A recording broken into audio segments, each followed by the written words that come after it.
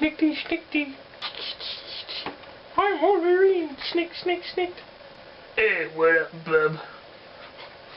Hey everybody, how's it going? Chris here, and I'm just going to try to get through this video, power through it. Don't want to make it too long. Got some new comic books I want to show you, and I don't know, an update sort of here about my CGC Comics book. I still have this receipt. This is from like 6 months ago when I went to the Calgary show and got Stan Lee to sign my Amazing Spider-Man number 38, and it's been taken forever to return. Estimated 40-day turnaround, but like I say, it's been over 6 months. I contacted them a while ago, more than a month ago, a couple months ago. As soon as it passed, I think, the 3-month mark, I contacted them to see where the book was. And they were saying that everything in that tier was behind schedule, and it would take 100+ days, 110, 120 days. So disappointing right there that they were behind that much, supposedly. And contacted them just a few days ago, and they told me that now they finally have it encapsulated, and in a couple weeks it should be shipped out. So in my email I did express to them that 6 months, and I'm disappointed that an estimated 40-day turnaround is taking 6 months. And they do say on even the back on the receipt that the turnaround times are estimates, but those estimates should be roughly within a range, give or take, maybe a few weeks or something. I was expecting that I wouldn't get it back for a few months for sure, because it had to go from Desert Wind Comics to CGC and then go through their process. So I knew it would probably be a few months. So I'm disappointed that it's taken that much, and I think the tier that my comic book one is in is the only tier that is really behind. As we've seen recently with Captain Strangelove, Hans, he's gotten a bunch of books back that he only sent to CGC, was it, a few months ago? Something like that. And really awesome comic books, some really expensive comic books. But yeah, his tier obviously wasn't behind schedule.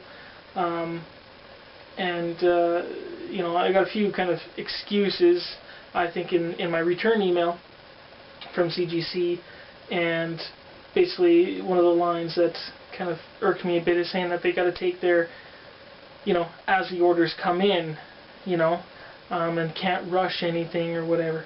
But obviously, Captain Strangelove's, books, like I say, it was only maybe a couple months ago, and mine were 6 months ago, but yet he was able to get his returned on time. I think it was like a 3 or 4 week return.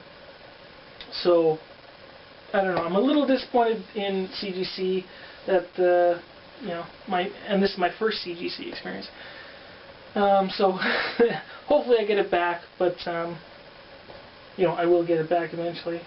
But yeah, it sucks I've had to wait this long for it. So that's that. That's just an update on that, and I hope to see it, and hopefully it comes back in the same estimated grade as when it was turned in. Otherwise, if it comes back with a lower grade plus, taking 6 months, I will be even more disappointed. But anyways, that's that. Let's move on. A tag video that I got from Warzone Spider and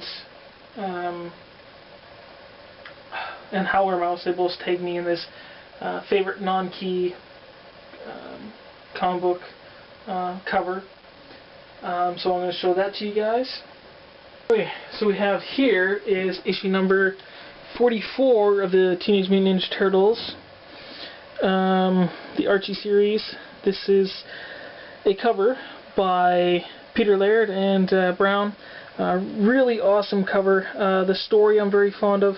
All the stories, the 2 story arcs involving the future Turtles and their villains, I'm really fond of, so I really like the story, and this is my favorite cover from that series, or those storylines. Just really wicked. I just love it. The look of Armagon here, that's the name of the shark, the mutant shark, and the mood, the swampy look, the setting, it's just really mooding, mooding. And, you know, just thinking of what Armagon's going to do to Leonardo, you know, if you flip the page, what comes next. So really kind of a heart-stopping, you know, shocking book. And I got this one when I was a younger kid too, so in the early 90s. So it was really shocking, and it's really stuck in my mind, and you know, the cover and the story. So there you have it. I could have picked out tons more, probably. Just like Matt really couldn't pick one. He had to show off two. I could do the same thing. I can go through my boxes and pick out tons of favorite non-key covers. But that's one that came to my mind. Just now, basically the one that stuck in my mind, that, you know, I said, you know, I like the cover and I like the story. You know, one that just pops in my mind, and that one definitely, very fond of that one. Okay, and so who I tag in that contest, I want to see Connors, Sikaku. I want to see your favorite non-key comic book cover. So that's who I tag. And then to carry on, let's show you some comic books that I picked up recently. The first few here are from an order from My Comic Shop, mycomicshop.com, otherwise known as Lone Star Comics in Texas. And the first comic here, since we just talked about Archie Ninja Turtles, this is where my order, this is the comic book that my order revolved around, and this is issue number 3 of the Teenage Mutant Ninja Turtles Mutant Universe source book. So this is issue number 3, updated characters and additional ones that appeared between the time of issue number 2 and this number 3. So is it a Farley and Brown cover? Great art. I always love the art in these source books, and the whole Archie series. I'm really fond of the series and of the art that was in it. So one of the things that was neat in here is that issue number 3 here came with a giant gatefold poster of all of the covers, because issues 1, 2, and 3 were all interconnecting covers. So there you have issue number 1, 2, and 3. So that's really cool. And out of my whole order here, it was a few, this issue and another back issue and then some new ones, and this is the one that costed the most. It was $6.40 about. I've never paid that much for a Turtle comic. They're not worth that much, but I'm incredibly fond of them. So I was willing to pay that price because this particular issue, issue number 3, is more rare to come by, and the last time it was on there, I didn't have money to pick it up, and I think it was significantly cheaper. I think it was half the price. But as soon as I saw it available again, I had the funds immediately in my basket, and then ordered a couple other comic books. So I was willing to pay that price, $6.40 for this one. I think they said it's in roughly, I think it was near mint. You got it, either very fine or near mint. So I was willing to pay for that to get it. Very hard to come by. Complete set. I think just about all my Ninja Turtles, Archie Ninja Turtles, are complete. There's maybe only some specials and things like that that I need to complete all of the Archies. But yeah, really awesome comic book. I'm glad I got it. Okay, next back issue I got was Venom Lethal Protector Part 2 of 6. I had already gotten issue number 1 with a fancy red foil cover, so I had to pick this one up just to continue it. Yeah, art by Bagley, and I was, oh no, Wolverine! I thought I ordered issue Wolverine number 313, but I guess I didn't, so I was probably just so excited about that Turtles book I forgot to add 313 into my basket. But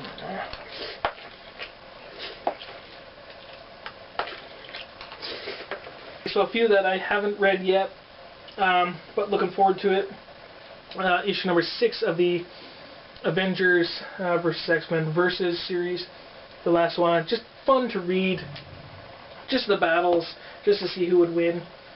and gives you a more expensive look at those, the whole battlefield and what's happening during the Avengers vs. X-Men series. So should be interesting. Just fun. Just a fun versus comic. And then we have Avengers vs. X-Men issue number 12. Hopefully comes to a really great conclusion. I've enjoyed Avengers vs. X-Men pretty much, well, I think I have. The whole thing I've enjoyed it, without buying into a lot of the, tie-ins or whatever. I haven't overwhelmed myself with the whole Avengers vs. X-Men thing, so I've enjoyed it. Hopefully this one ends off well. And I haven't been listening to anybody's reviews or anything on it because I don't want to spoil it, and hopefully it should be really good. Captain America! Okay, so next up here, again, haven't read this one. Just got this package just like a few minutes ago, so issue number 695 of Spider-Man. Looks like some great people in there. I looked inside, got the Hobgoblin. Looks like the Demogoblin is back as well, so that'll be interesting. Art by Giuseppe Camuncoli. That's going to be enjoyable artwork. Camuncoli did a lot of the Doc and stuff. I remember him on that. And also another Italian artist, friends with Stefano Caselli and Francesco Mattina. So yeah, kind of in that likeness a little bit, more closer to Stefano's artwork. Stefano's been doing a lot of Spider-Man lately too, so it is kind of consistent with the art as of late, but I still do really like Humberto Ramos. He's definitely, right now, Humberto is my favorite Spider-Man artist. And Slott really can't go wrong. He's had some really great ups, and then he kind of, it's not even really flatlines, but it comes down a little bit, but it's still consistent. I love Dan Slott on Spider-Man. Really can't go wrong with it. Yeah! Okay, next up we have here is The Walking Dead number 1, the Michonne special. Michonne, however you say her name, I don't know. That zombie slave-carrying, sword-wielding chick. I don't know how to explain her. But this is good. This is my wife's comic, and I haven't really read many Walking Dead comics. Again, as I always say, only the first volume. But this was really great. I read this before I watched Season 3, Episode 1, and if you're watching the TV show, you know Michonne shows up right at the end. Really cool looking look for this character. She's, got her boyfriend and her boyfriend's best friend, zombies behind her, chained up to her, which is really awesome, with their arms cut off and their jaws off. So this kind of explores more of her, well, it is her origin, I guess, of, how she got to be, holding her sword and what's up with the zombies. So that's pretty cool. This was a really great read. I really liked it. That was one of the best reads of the week. One of them. Of course, I haven't read everything, but yeah. But let's move on. I also want to show you guys this. We picked this up at the comic book shop. I don't know if you're going to see it well on the camera there, but this really cool Hot Wheels Batman car. And it is more, it's in the likeness of the Tim Burton Batman car, only it has these like light gray toned flames on it. And also, if you look at it, I mean, the features of the Bat car are, exaggerated a little bit, but it's actually a really cool Batman Hot Wheels. It's pretty cool. So got that for my son.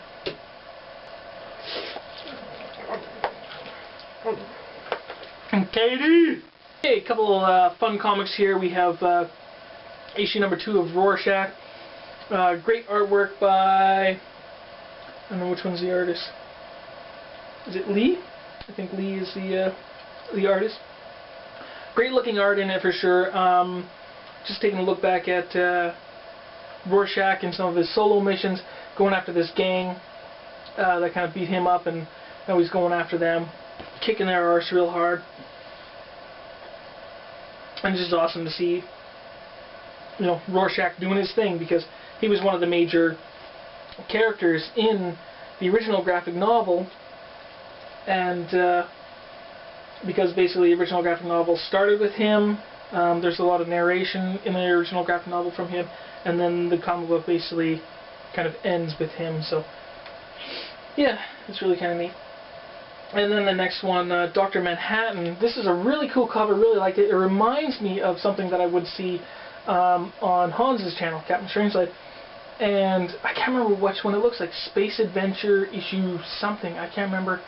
But it just really looks like, I think, an EC comic or something I've seen on his channel before. It just looks really awesome. Looks like old school, you know, art in the way that her spacesuit is on. It's really cool. But this one, basically, it's kind of cool where they look at, or Dr. Manhattan is looking at a different path in his life, an alternate reality. And basically what this one is they're talking about, you know, is it quantum mechanics or whatever, and alternate realities, and Schrodinger's cat theory, where you know, you put a cat in a box, and you know, and it can either be dead or alive. There's actually two alternate paths to that. So it's exploring that concept, and you get to see Dr. Manhattan, you know, when, you know, path when he turned into Dr. Manhattan, and the path where he doesn't. So it is kind of interesting to explore that. That one's definitely fun. That one's pretty good. Okay, a couple here that were okay, but I don't know, I thought they were going to be better than this. We have Minimum Carnage. Here's Alpha, which is part 1, and then part 2, number 10 of Scarlet Spider. And it's okay. Love the Clayton Crane cover here. And I don't know, it's really slow going. Read the two issues here, and I'm not as excited for it as I was excited for the previous Carnage series.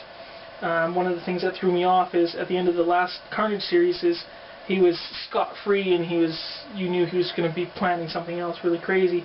But then you start reading this one, and then all of a sudden Carnage was broken out of prison. And I have no clue how he was in prison in the first place.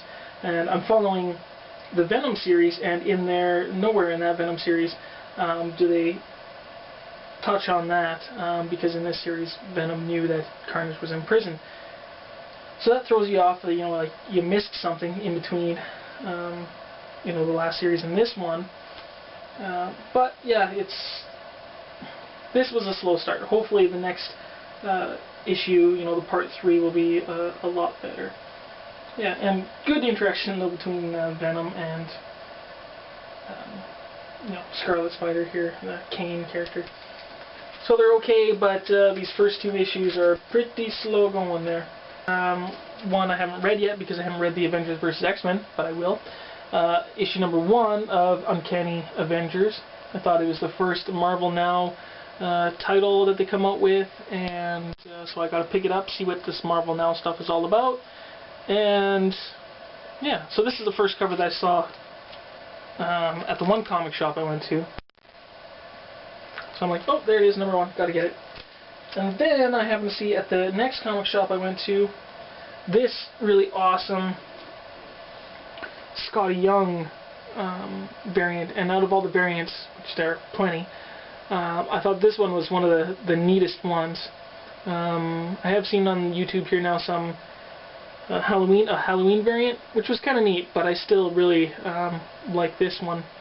You got I really like how Captain America's A is drawn there, and you know, Scarlet Witch with her soother in the mouth. But yeah, this one was really neat. I really like the colors, you know, how the little characters are drawn, you know, everything, the style, you know, and everything. It's really nice. Really nice. It's a nice Scotty Young variant. So I had to get it. It was number 1. Okay, and then last here we have yeah, Batman number 13.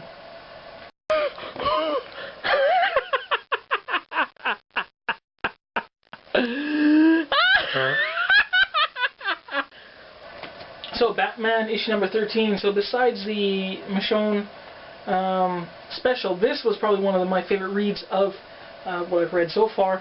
And had to pick this one up because I was a little up in the air about whether I was gonna, let Batman go for a while, because I didn't like issue number 12, very little Batman. I didn't care for the story, and the Court of the Owls was quite a long thing. So then number 0, I heard didn't have much Batman in it, so I didn't pick that one up. I didn't care for issue number 0 to get it. If you guys think I should still pick up issue number 0, let me know. But yeah, as soon as I saw on the Captain Cummings channel, I saw this variant. Not even really a variant, it's actually the price of a regular cover, because there was other regular covers to this one. But I saw on his channel this cover, and I just had to get it. I'm like, when I go to the comic shop, just for the cover alone, I'm going to pick up Batman 13. And I knew I was going to enjoy the art, at least, because it's Capallo. But this one, definitely, the cover got me, and then read the story, and it was really awesome. Really liked it. Kind of a cardstock cover, and then got Batman on the inside. So that was really cool. And I knew this was the Return of the Joker, and I never read any of the stuff from the other Batman book where he lost his face. But anyways, in this one, he's back to get his face. He breaks into the cop shop and steals his face back, and very interesting how he does it, and scares the heck out of people. And this one even scares Harley Quinn, saying he's not the same Joker, he's not Mr. J no more, So I don't know, this was just a really good comic, a great read, and I'm excited for the Return of Joker. So far, it's a great start to it. I'm not going to be buying into a whole bunch of these times, because again, I'm going to get exhausted if I buy every single issue. So I'm not going to. I'm just going to follow, the regular Batman title. And if any of you guys out there, when I listen to you guys, if you really recommend a certain comic book, I might pick it up if it's got a cool cover as well. So, but yeah, really neat. This was a good pickup, and I love that this cover was a regular price, and kind of reminds me of the '90s kind of cover. And I love that kind of stuff. And if Marvel and DC can do more of these kind of covers and just sort of some gimmicky covers for $3.99, I'd be happy with that. I mean, it makes you feel like that you've gotten more value for your dollar nowadays because of price jumps. I mean, you don't want to be paying a whole bunch for something that just sucks. So that's really kind of neat. There you guys go. That is my comic book haul. Some new stuff, a couple of back issues. And that's about that. So I'm going to get out of here, and the next video I'm going to do is my reply to my 800 subs Q&A, which I don't have very many questions, so it should be very quick, only about a dozen or so. So that's what's next. So hopefully you guys enjoyed this video, and I'll talk to you guys later. Leave your comments and questions below. See ya.